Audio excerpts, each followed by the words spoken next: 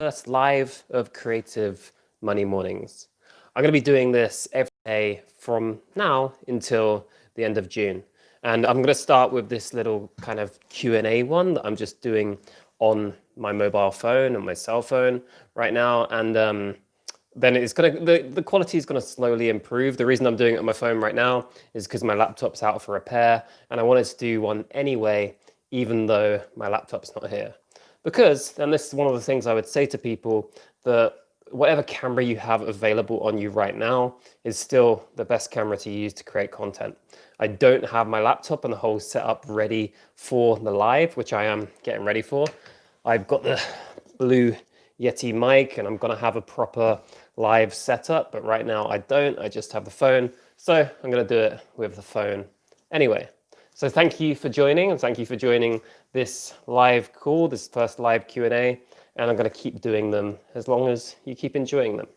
The idea for this is I want to try and cover a topic on each video and then do maybe 10, 15 minutes on a topic and then open it up to a Q&A afterwards. And that's kind of going to be the format going forwards, where I want to teach you or show you some part of how to make money online, how to make money through YouTube and anything passive income related. And then after that, after I've sort of shared the knowledge I want to share, then open it up to a Q&A and go more in depth on that topic. Because I think if we do it that way, then it will kind of, it's a better way of learning. I think whenever I watch a video online, and I've been watching a lot recently of tutorials and how to do certain things, there's always the lingering questions that you want to ask and you put in the comments, but then, you know, they don't really get answered fully. Whereas if we can do a live and get into these topics properly, then we can actually have some questions afterwards, and that way it'll work well. So for this first one, if you have any questions at all, then drop them in the chat and I'll answer them as we go through. But for this first one, I wanted to jump into a question that I've been asked a lot during this whole coronavirus lockdown. And it has been, how are you still making money, or how is it going? I mean, can you make travel vlogs during this? And a lot of people reached out to me and said like, oh, are you okay? You know, because I'm sure you can't be making money right now. You must be struggling. And I mean, not even a few people, a lot of people said that, which is really nice. And a lot of people have been concerned about that. But it actually hasn't been an issue, because the way I see it and the way it actually works is I've done all of the work beforehand in creating videos and creating that intellectual property and creating that passive income through YouTube videos and the other platforms I post to. So that work's already been done. And although I can't make videos right now that I'd want to, and I can't make the same sort of travel vlogs that I would want to right now, all the work has already been done in the past, so the income's still coming in. You know, that's still the revenue streams, they're still here, and the other platforms I've set myself up on, and the stock footage I do, and the other video sites, and all of that still works and still goes on. So I've actually been in more of a fortunate position during all of this, because that work was done before. And while I'd love to be out making videos and love to be out doing things, I can't, but at least that side of it's still been okay. And like the reason I'm mentioning that is because I kind of want people to understand that as well, that if you, online video and for creating intellectual property, which is what you're doing when you're creating a video, you're creating something that's going to pay you royalties and pay you AdSense and pay you for forever, because you've created that intellectual property as a video. If you do that and go down that route, you're creating an income for the future. It's not necessarily going to pay off straight away. And if I create a video now, it's not going to pay off in the next week or two. But if you do it right, then it's going to pay off for the long term. So even if there's something similar like this, you've already done that work, and then in the future, you have something that can pay you, if that makes sense. So anyway, all right, let's jump into the first questions. Hey John, just want to thank you. I'll contact you after you first went live on this channel. I had 30 subs and my channel was 3 weeks old. 4 weeks later, and I'm set to hit the magic 1,000 today. Awesome. Yeah, congratulations. That's really cool. Yeah, I'm happy to hear that. That's very cool. So like the 1,000 is a big milestone, I think. And then from 1,000, it kind of, you know, I'd say the first 100 is the hardest. The first 1,000 is the next hardest. Or the first 100 is the most hardest, then 1,000 is the next hardest, and 10,000 is like the next hardest. So I think it does get easier after that, because after you hit that 1,000, you'll get a bit of a snowball. After you get 10,000, you'll get a bit more of a snowball. After 100,000, you get more of a snowball because more people are finding your content. And each time you put up a video, you're getting more views on that video, so it's getting pushed further into YouTube, and it does just kind of pick up quicker. So I think the early on, like the earliest part of building a YouTube channel is definitely the hardest, and it's going to continue getting easier from there if you continue making great videos and learning and keep doing things. So that's awesome. Well done. Just saw another comment there. Where did you learn to do your taxes? Wish they taught us this in school. Yeah, I agree. I think a lot of things around the whole financial advice and understanding taxes and money should be taught more of in school. And I think that, I hope it will be more in the future, but I didn't get taught any of that either. And you do just have to learn it afterwards out on your own, and you have to just go and, at least now we have the internet where you can learn these things fairly quickly.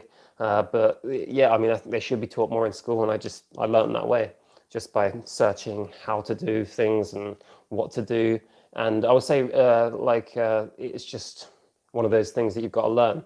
But I think, and I've said on this channel as well, that if you can learn those sort of things, it will pay off in the future over the long term.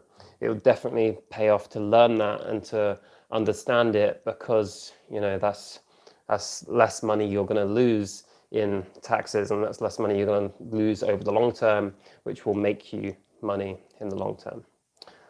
What makes me happy is a good question, and probably the most important question.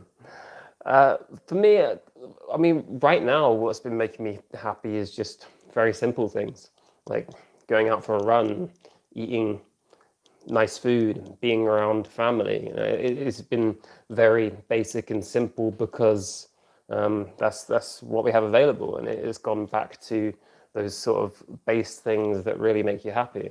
I think what has made me happy in the past has been getting out and seeing new things and challenging myself to see new things. I think I'm probably most happy when I've just completed a challenge or done something that I challenged myself to do, and then completed it, and then I've been like, oh yes, I've done that.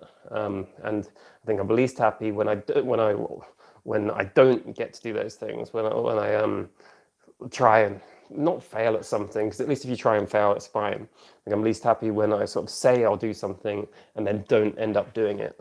But yeah, that's a very deep question. Yeah, if you have any other questions, just pop them in there, and we'll continue answering them all. Pandemic quality. Thank you, Jade. You too.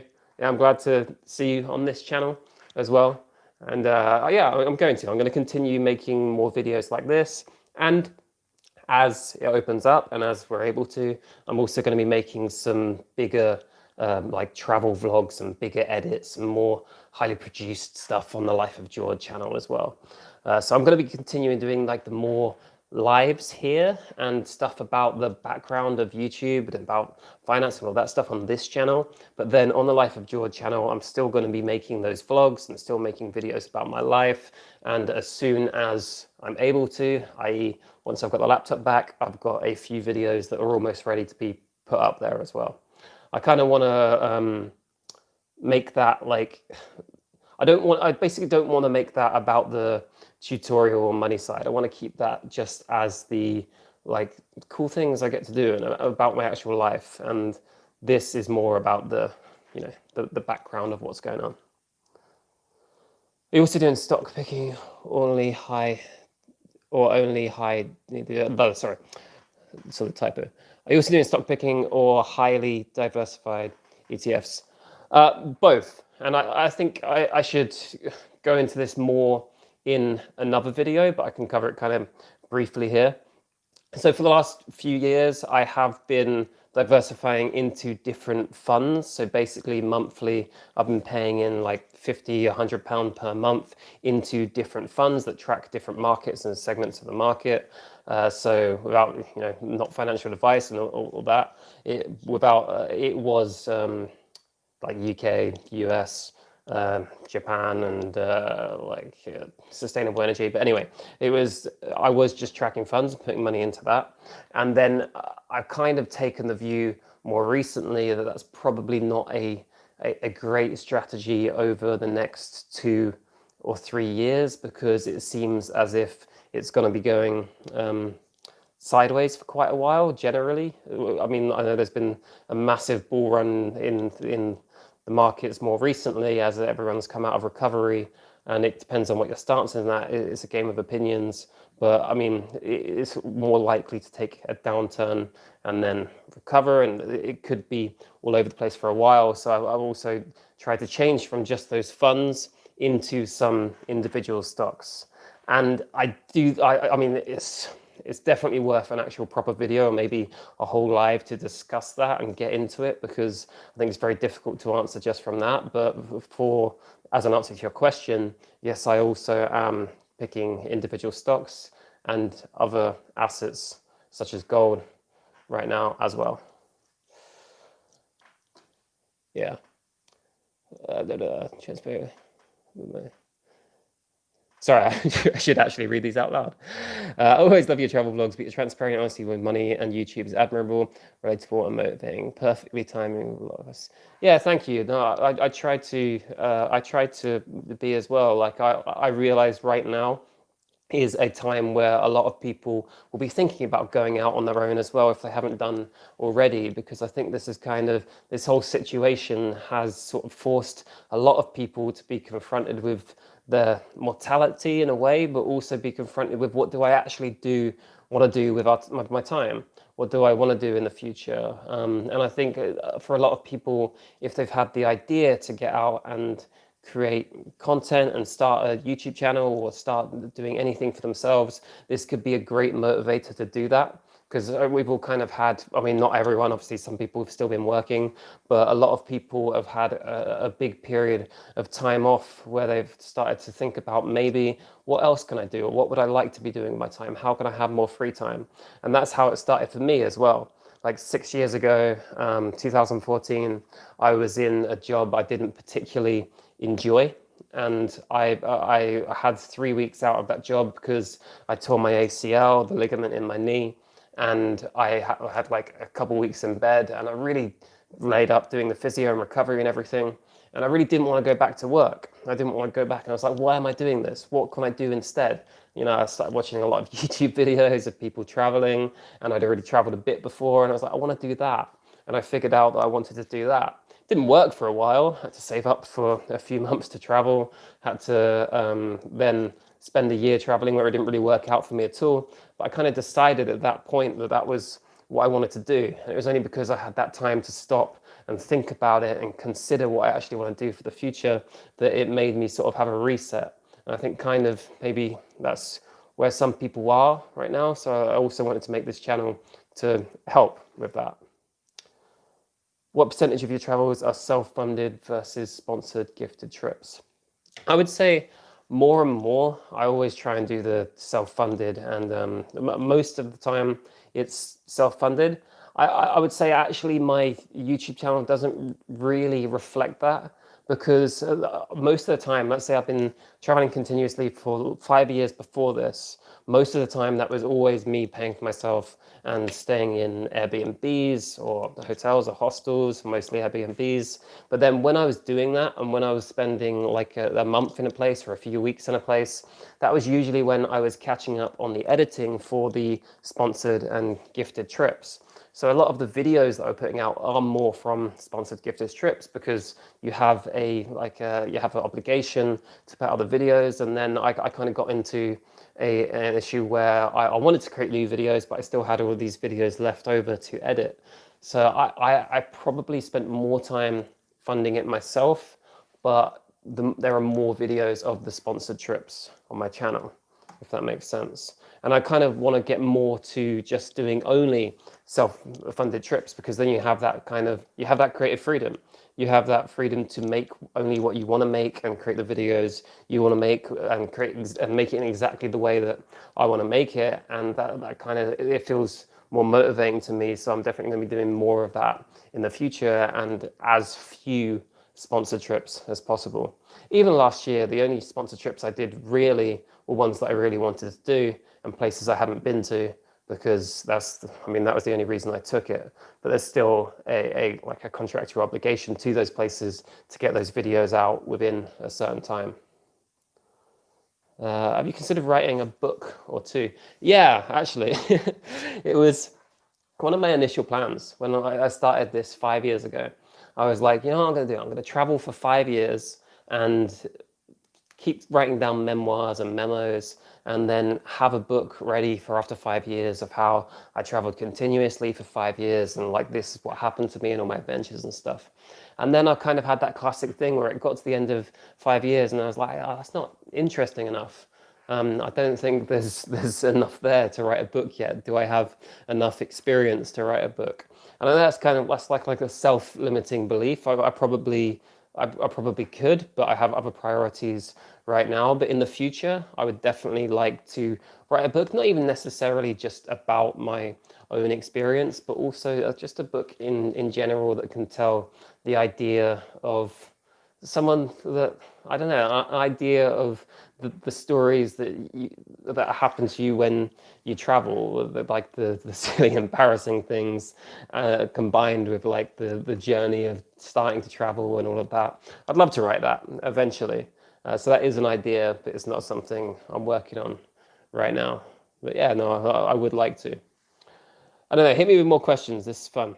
I'm going to try and keep each of these lives to like 30 minutes because I think that's a good time. And I'm going to be doing them, as I said at the beginning, each day from now until the end of June. And I want to get into different topics. So you'll see the topic in the title, and it's completely up to you whether you want to join each day or just join if the title actually resonates with you and will actually help, because I'm going to try and keep each of them in future focused on certain things.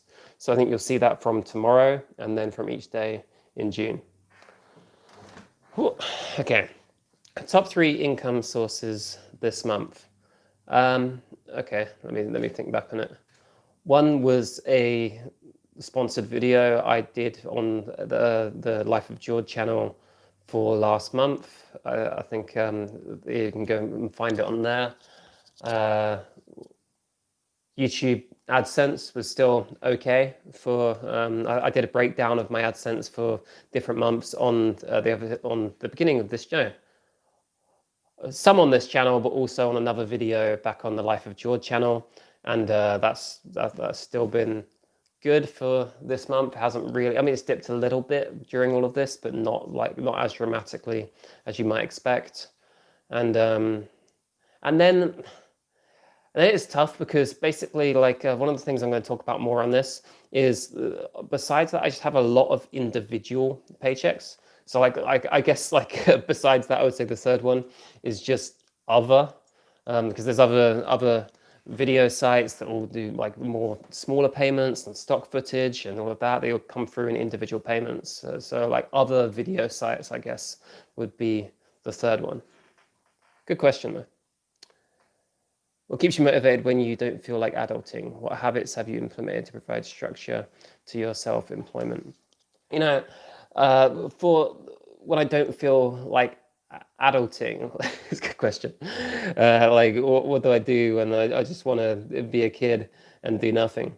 Actually, I bought myself a PS4 during this, got ordered on Amazon, and I started playing the PS4 for 2 weeks with one game I wanted to play, which was Final Fantasy VII, which I played when I was a kid, and I got bored of it after about 2 weeks, so I just returned it yesterday. So I was playing that, and I got into it a bit, and then I was just like not playing it for a few days. And I was like, I don't need a PS4, so I sent it back. I guess binging TV series. That's what I do as well. I love like any good drama or HBO series or whatever. I'll get into it and then just binge through them. That's definitely my vice. If you ask me about any series, I've probably seen it because I'll just end up watching 3 or 4 back to back. And then actually what's been a really nice distraction during all of this is just running and cycling. I've been going out at least 3 or 4 times a week running and cycling as well. And just I kind of find it like it's only something I found within the last year and a half when I was initially training for the marathon last year. But now I love doing it. It just kind of switches off my head, and I go, it's like my kind of meditation, I guess, and I can just be out for an hour, just thinking about nothing, or sometimes thinking about things, but it's just a nice way to get away from any work. And then I come back more motivated for the next day, because I always end up doing the run or cycle at the end of the day, maybe like 5 or 6 when it's a bit cooler. And then I come back feeling relaxed and fresh and ready just to chill and watch a series and then go again the next day. Are you using these times for planning future trips? And where do you want to go? It's really tough right now to plan any future trips. I'd love to, and I keep occasionally going to look on websites like Secret Flying to see all the cool flying deals and everything, but it's just tough to know where you'll be able to fly and when. I definitely have the big sort of bucket list items that I know I want to do, and I've started writing a big bucket list for myself of the things I really want to do. So I'm planning that, but I can't really put a time on it right now, because you don't know which countries are going to lock down again, if any, and you don't know also like when I'll be able to fly. Because even right now for the UK, like we're opening up a bit now. I think from Monday you're allowed to hang out with 6 people in your garden, so it is slowly opening up. But they're also introducing the contact tracing app that they're doing in a lot of countries, where at any point, if you've come into contact with someone, you could be told, okay, this person has coronavirus, you need to lock down for 2 weeks. So even if I booked for a month's time to fly somewhere, I can be told at any point, you actually know, it would be irresponsible for you to fly and you need to stay at home for 2 weeks. So I'm not booking anything, because it would feel more like I'll probably get cancelled anyway, I don't know. And I'll be planning more last minute. What I am planning to do though, and this will definitely be my first trip, is my mum lives in Spain, and I haven't seen her for the last obviously few months. We've all been in lockdown, but then for a couple of months before that, since Christmas. So once I can in July, then I'm going to fly and see my mum and probably book that last minute and then take it from there. But yeah, and where do I want to go? Top of my list for sure is, well, I mean, it's not even a country, but Central and South America. I need to head more west. I keep going east, so I'm going to do that. And then the top bucket list place that I really want to go to when we can is Antarctica. Bit more expensive. I wouldn't be able to do that as a backpacker, and so now I have the opportunity to. I definitely want to get to Antarctica, and I think that would be really cool. Sorry guys. I think that'd be really cool, and it's like it would make for some cool videos, and it's just one of those bucket list places that I need to go and see. Best investments you made into yourself and your channel. I'm going to be really cheesy. The best investment I made into myself is just learning. I think I can't. There's not a specific course I bought, or there's not a specific channel that taught me loads, but just learning and reading books and watching YouTube videos and taking people's recommendations for which books to read and which videos to watch, and asking people questions, because every day you learn something, you can then apply that the next day. And even with editing videos or whatever, I mean, if you learn something, then it's amazing to be able to learn how to edit videos slightly better and then implement it in the next video. So I think as long as you're always learning, that is the 100% the best investment you can possibly make into yourself. And my channel is a good question. I don't know. I guess I do kind of know, actually. Because over the last 6 months, I got very fortunate on my main channel, Life of Jord, that I got a big amount of growth because of the North Korea series. And still a lot of people found my channel because of that, and people coming back to me all the time, messaging saying, I found you because of the North Korea videos. So that wasn't an investment into my channel. I didn't go there because it would explode my channel, but there was a point where I almost wasn't going. I found out the visa situation would mean that I had to fly out instead of getting the train overboard. And that flight, a one-way flight from Pyongyang to Beijing, and which created that empty North Korea airport video, which got 3.5 million views and paid good ad revenue. that flight cost 500 euros. And so there was a point where I was like, oh, do I really want to pay 500 euros for a flight? That's ridiculous for a 20-minute flight. So there's a point where I was umming and ahhing about it and thinking, should I do that? But I paid it. And then, I got to go to North Korea, and then it kind of worked out from there anyway. So yeah, I don't know if that's the best investment. Like, the best investment into my channel is just definitely time, consistently putting in time over years and consistently putting in effort. That's I guess the more official answer, but that North Korea thing also jumped to my mind. Hey, how do you stay motivated? Hey, Janet. When your numbers are growing slowly, such as 4,000 hours of watch time, seems like an eternity away. Well, okay, so for this channel, I haven't hit that 4,000 hours of watch time yet, and that 4,000 hours of watch time is when it gets monetized. And then some people say as well that once you hit that 4,000 hours of watch time, because your videos are monetized, YouTube is more likely to push those monetized videos into other people's feeds, which they've never confirmed, but I do believe to be true because it just makes sense. YouTube is a money-making machine, so they want to push the more monetized videos. So that's kind of an incentive to get to 4,000 hours of watch time, but I know it can be really frustrating to see it slowly going up, and then a video flops or whatever. For me, for this channel, I've kind of tried to plan each video to be evergreen. So I really want to create evergreen content for this channel, which basically means videos that will get found in search and could be useful for the next 1, 2, 3, 4, 5, 10 years.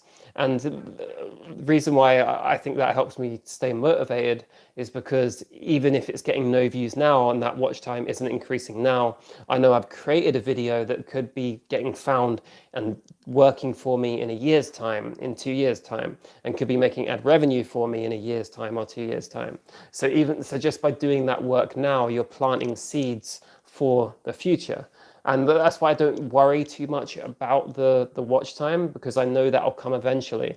And then those videos will do well for the future. That's the plan anyway. How much money do you have at the start of the 5 years of traveling, and did you save it working a normal job? Yeah, so I don't know the exact number, but it was like maybe 3 or 4 grand, I think. That's pounds, in 2014. And I saved that working a normal job. I was a project manager in a bank, Bank of Santander, in the UK, back in Milton Keynes. And that was a job I had for about 1.5 years after uni. And yeah, I mean, I really didn't enjoy it, but at least it enabled me to save some money. And then I went away traveling with that money afterwards. So that was about 3 grand after, maybe 4, 3 to 4. After paying for my initial flights and the working holiday visa in Australia.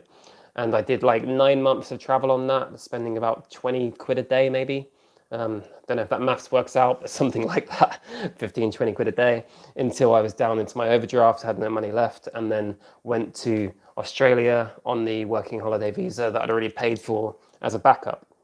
So that was what I saved initially, and that lasted for quite a while, but we did do things as cheap as possible, and then ended up in working holiday visa on No Money Street, and had to clean the hostel that I was living in to be able to stay there for free, so then I could get a job in Australia and Perth to then build up savings again and get going again with this channel.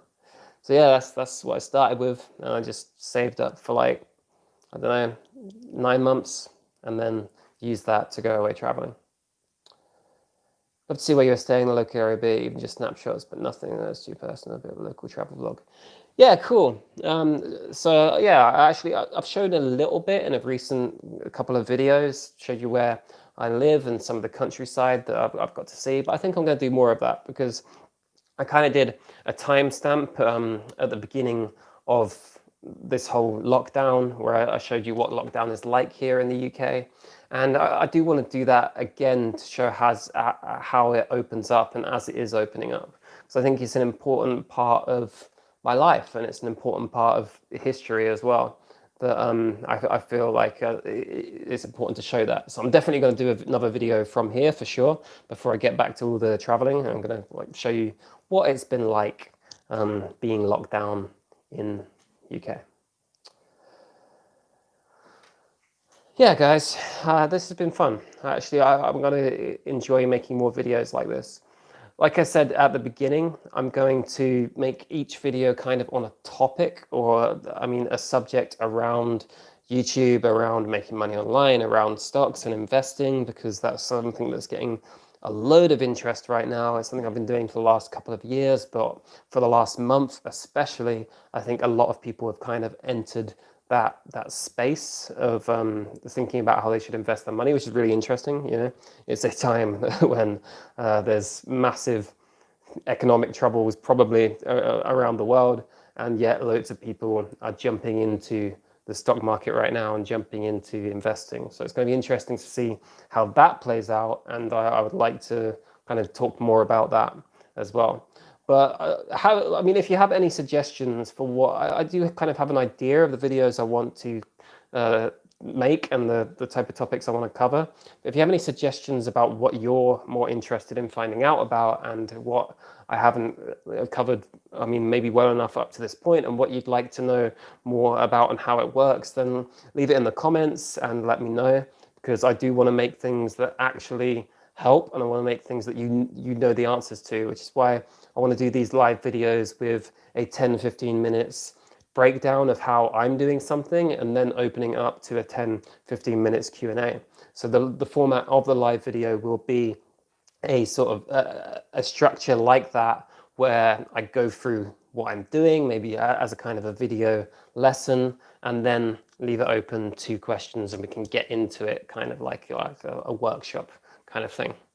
Yeah, it's been fun. These are going to continue. Thank you if you joined, and thank you if you also watch this afterwards. And I'm going to be doing it each day from now until the end of June. So every day of June, I'm going to be doing another live video like this. I said at the beginning, once I get my laptop back, which is the reason I'm doing it on my phone, my laptop's out for repairs. I've got the Blue Yeti, I've got a webcam, I've got this good microphone, and I'm going to try to step up the quality of these lives as well. But for now, I hope you enjoyed it. Thank you for watching. If you did, then leave the old like and comment and all that YouTube jazz. But for now, then see you later, guys. Have a good Saturday.